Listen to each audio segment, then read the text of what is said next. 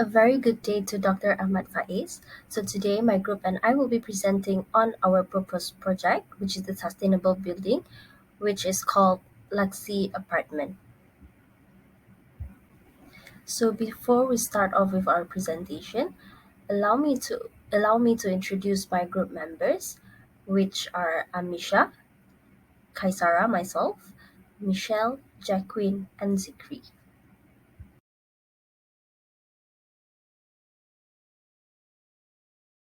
This proposed building is located at Kenyalampak, Kuching, Sarawak, this building is 10 to 15 minutes from waterfront Kuching, and this is near social entertainment, which is the Spring Kuching, ST3 Karaoke Center, and Museum Kuching. In terms of economic sustainability, this building promotes long-term economic growth while also negatively affecting the country's social and economic, environmental, and cultural aspect. As I said before, this project will have a negative impact on the country's social and economic development since it is designed in a luxurious style and will attract visitors to stay in this apartment during their staycation because it is in the center of the Kuching city. These are the concept design of our proposed building called Luxy Apartment, complete with an eco-green theme to match the sustainability requirement for this project. It includes 6 levels of residential building. The ground level is a lobby and a shopping mall, and a series of interior and exterior garden. Luxy Apartment was inspired by Sarawak organic landscape and natural forest setting. The project centerpiece is an indoor courtyard surrounded by a number of garden spaces that is intended to serve a public gathering space for resident and visitor from the surrounding neighbors.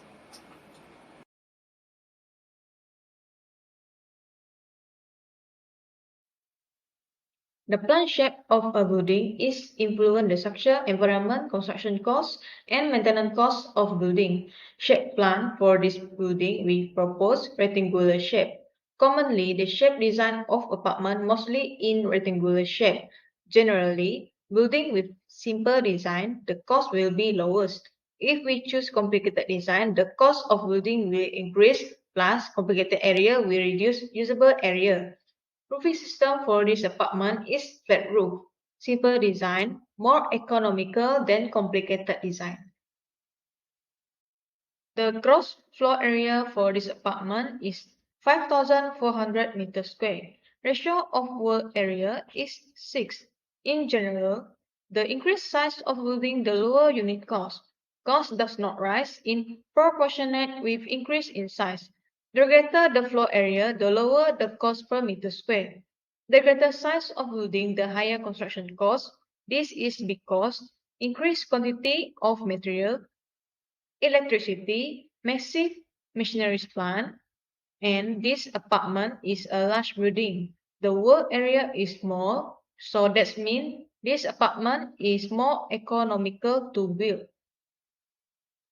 Besides planning efficient, planning and discussing between construction and professional before the construction will have to understand this cost-effective way by applying building methodology factors.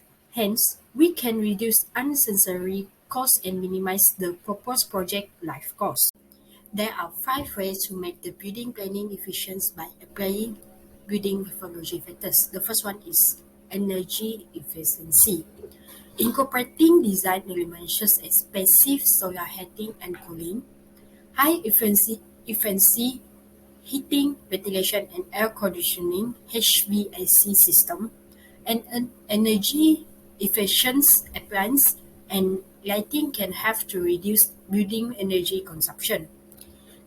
Second, natural lighting. Designing the building to maximize natural lighting can not only reduce energy consumption but also improve the overall comfort and well-being of the building occupants.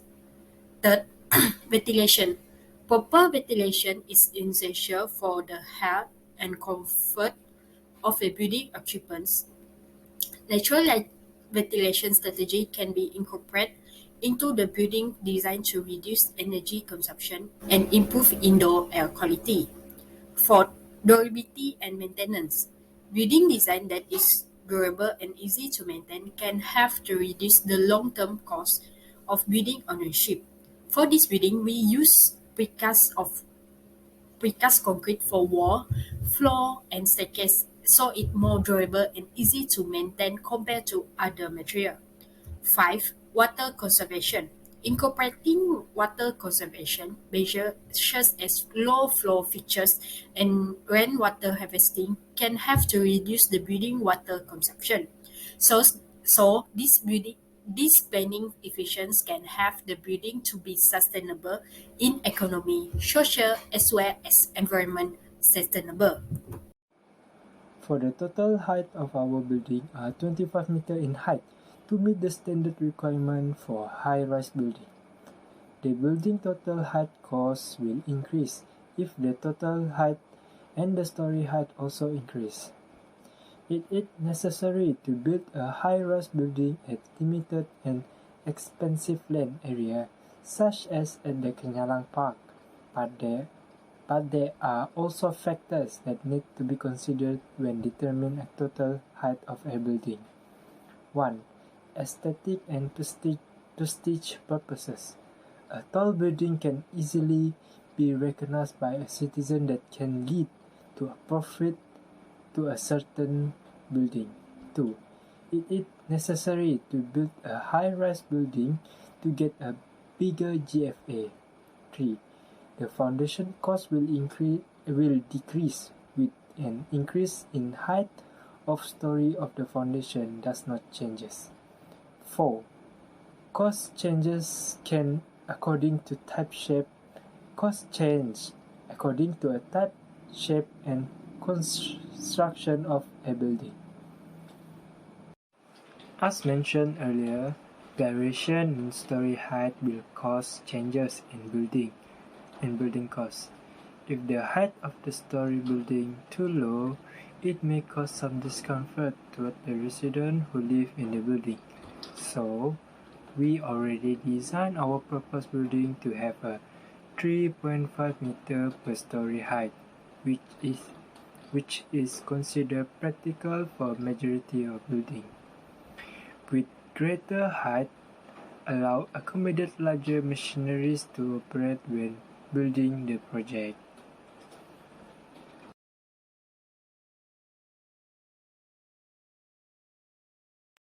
4.1 Plant and equipment. So basically, plant and equipment that used to construct this building is board piling rig, concrete mixer, excavator, vibrator roller, bar bending machine, and lorry. So the best suitable of board piling rig used in the urban area is rotary board piling rig. These piling rigs are a most common machine in the construction industry. Piling rigs are used for the bulk of the building and on the construction-related operation these days. The machines are used to bore holes into the ground and are highly versatile in terms of the soil condition on which they may be utilized. Next is concrete mixer. This concrete mixer is deliver concrete mortar or a ready-mix material directly from the concrete batching plant to the intended usage area. The mixer is loaded with both dry material and water. Next is excavator. Excavator is an equipment that consists of a boom, arm, bucket, and cap on a rotating superstructure on a track or wheel undercarriage. These excavators are used for excavating as well as for lifting and carrying activities. There are different in size based on function that we we want to use them for and what we want to achieve by using the excavator. Next, vibrator roller. A vibrator roller is a vibratory roller in one type of compactor. It was to minimize the quantity of air in the soil, increase its load carrying capacity, and to enhance the loading carrying capacity of the soil. Next, next is bar bending machine. The bar bending machine is a device that uses hydraulic force to bend the bars used on construction site. Bending can be done softly, rapidly, and safely due to its three-phase power motor control. Using this equipment, you may bend at a specific angle, extremely accurate. So last but not least, the machine that we use in the construction site is lorry. This lorry used to deliver materials and it also functions as a dump truck on a construction site. Now, let's move on to construction technology. Construction technology refers to the use of technology in the design, planning, construction, and maintenance in this building. There are four technology that we use in this building. The first one is Building Information Modeling BIM, as or we can call it a BIM. BIM is a digital representations of a building, physical and functional characteristic that can be used for design, construction, and maintenance.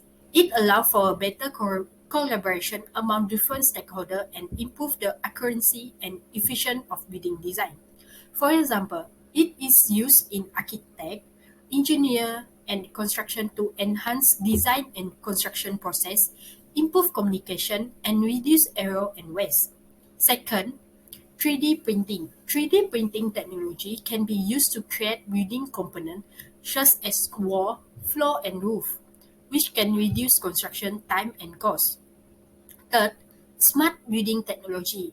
Smart building technology can be used to integrate building systems such as heating, ventilation, and air conditioning sensor, HVAC, lighting, sensor, and security to create a more efficient and comfortable building environment. Fourth, prefabrication. Prefabrication is a method of manufacturing building components in a controlled environment, which can reduce construction time, improve quality, and reduce cost by using precast concrete. So moving on, I will be discussing or explaining on the construction management which involves in the construction of our proposed building. So in general, construction management is the overall planning, coordination, and control of a construction project from beginning to completion.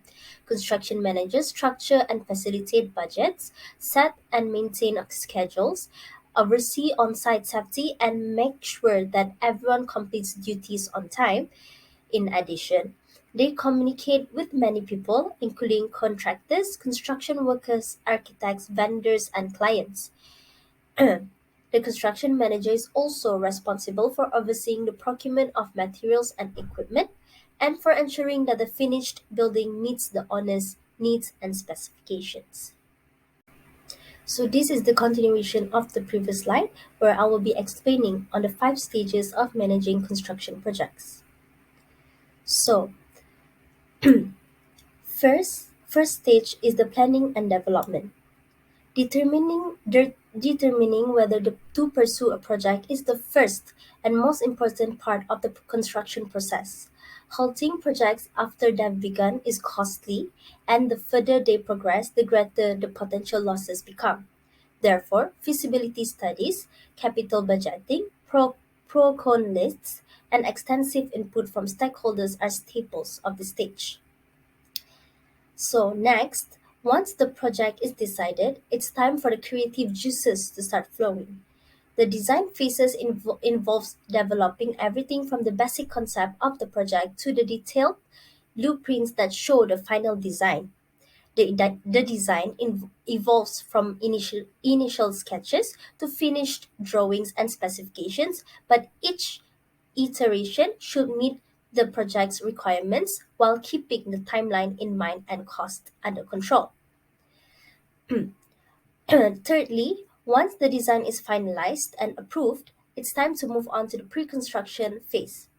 Pre-construction involves creating a roadmap that will guide the stakeholders through the construction process.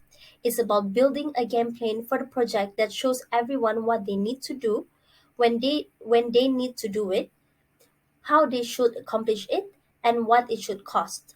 If all parties stick to the plan and execute their roles to perfection, they'll deliver the project on time, to standard, and within budget. On to the fourth stage, which is the procurement.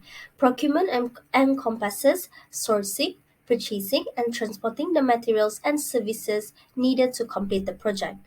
Procurement and supply chain managers provides input in the planning stages to keep unexpected cost overruns to a minimum during this stage. Even so, some volatility is inevitable as prices are subject to shifts in the market. And the last stage is construction. So now construction can commence. All the preparation and planning pays off in this stage, helping the construction process move along smoothly and finish successfully. Even the most thorough plans can't anticipate every hiccup along the way, of course, so regular monitoring and evaluation of progress during this phase is vital for staying on course. Now, let's move on to the construction project management processes. So, the first process is the ideation and research. During this process, ideas are refined into project proposals through rigorous research and data driven analysis. Capital budgeting, feasibility studies, brainstorming, and financial breakdowns are just some of the practices involved at this phase. While considering the project, inputs from as many team members as possible is taken into consideration to ensure that that it comprehensively aligns with the organization's portfolio. Next, which is the second process, define and plan the project. Now, it's time to flesh out the details to prevent scope creep and keep the team aligned once the project begins. Important details that is addressed at this stage include the project scope, a feasible timeline, required resources, a reasonable and accurate budget, and key performance indicators, or also known as KPIs. Third is to determine roles. With the many parties involved in the construction project, the role of each party is needed to be defined clearly. This clarifies everyone's responsibilities, which enables to hold team members accountable, and it prevents confusion and delays.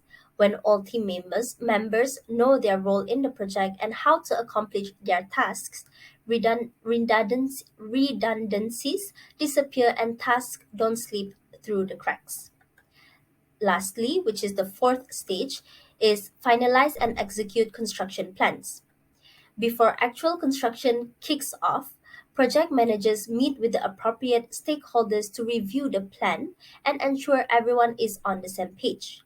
Once construction begins, project managers must do everything they can to keep the process coordinated and efficient. This means rigorously measuring and tracking progress. So we have now come to the ending of our presentation. To conclude, the proposed design for the sustainable building takes into account the principles of design economics, utilizing cost-effective and environmentally friendly materials and construction methods while maintaining aesthetic appeal and functionality. The chosen method of construction prefabrication allows for efficient use of resources and a shorter construction timeline while reducing waste and improving quality control. In addition, by incorporating sustainable features, we can not only reduce the building's environmental impact but also contribute to long-term cost savings through reduced energy consumption. The design also prioritizes the needs of the building's occupants with an emphasis on natural light, open spaces, and accessibility to promote well-being and foster a sense of community. This proposal aims to strike a balance between economic feasibility, environmental responsibility, and design excellence, creating a building that not only enhances the lives of its occupants but also contributes to a sustainable future. Thank you. That is all from us.